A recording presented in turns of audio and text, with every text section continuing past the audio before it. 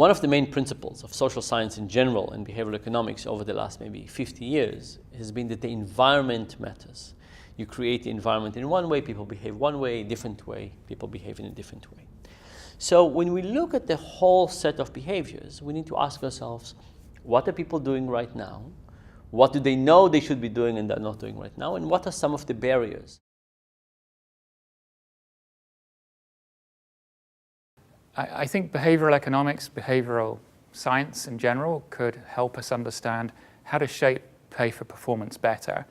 In particular, to think about how we can avoid undermining intrinsic motivation, perhaps, for example, by combining payments with useful information about how providers are working, how they're performing, so that we can make sure that providers actually feel they can do better and knowing that they want to do better. It's not just about extra pay. So I guess one way these two fields have come together and have shown us some of the limits of pay for performance is we need to think carefully about the design of pay for performance schemes. So for example, it could be very dispiriting for a provider to constantly be told that they're not doing very well. It might be better to tell them that, and pay them accordingly, tell them that they're doing better than they were a year ago, and give them some financial rewards for doing better, not constantly be telling them they're still at the bottom of the league table and there's no money for being at the bottom of the league table. So I think one of the areas where we could be doing P for P much smarter than we are right now is with high-frequency data of the type that you in Farm Access are developing. A system of generating real-time data on how well providers are adhering to treatment protocols.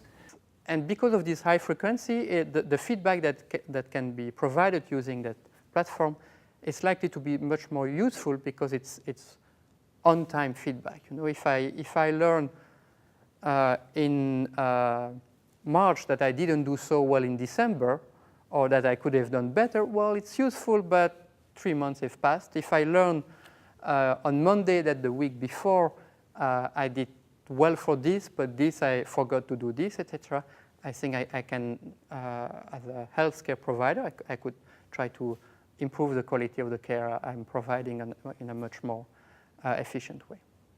One of the challenges of pay for performance is what are we really rewarding, right? So pay for performance, what is the performance? And what is often very easy to do is to measure immediate performance. The thing with medicine specifically is often the performance that we really care about is delayed. I could do something immediate that you can measure right now, but what we really care about is mortality and long-term health. And one of the, I think, hopes of digital technology is that we could start measuring the things we care about. And measuring those things is, first of all, important for the physician. Right now, physician can do all kinds of things with patient. Patient go home and they don't even know what's going on. So just the feedback loop is incredibly important. And then on top of that, if you can add performance incentives to it, we can actually change behavior. So technology that is going to be with people all the time is going to allow us to measure the outcomes that we really want to measure.